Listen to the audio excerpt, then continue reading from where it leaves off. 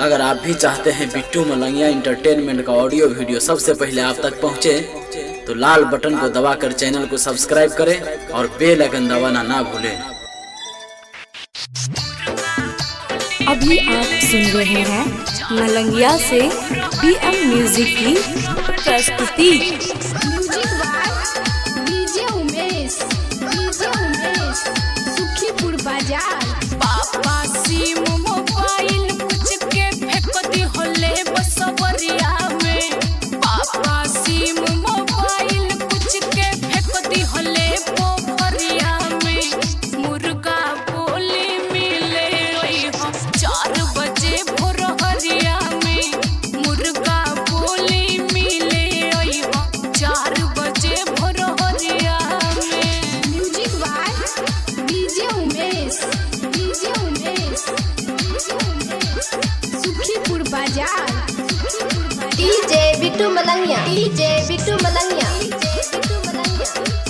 मधुबनी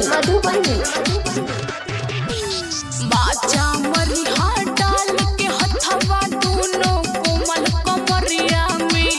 पापा तोहरो खोजे लगी है मैटर बड़ी अन्हरिया में।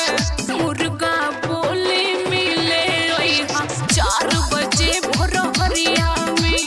मुर्गा बोली मिले यहाँ 4 बजे भोरहरिया में। presented by Bittu Malangiya entertainment. Music by DJ Umesh Sukhipur Bazar. हिक भर खोटी हाल भके रसवा मुंह लगा के गगरिया में। तकिया धके सुत मत जइहा वेट करब हमरा हरिया में। मुर्गा बोली मिले यहाँ 4 बजे भोरहरिया में।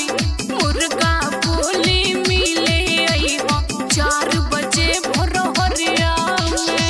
Music by DJ Umesh Sukhipur Bazar. DJ Bittu Malangiya Madhubani चुमक जैसन सटल जाई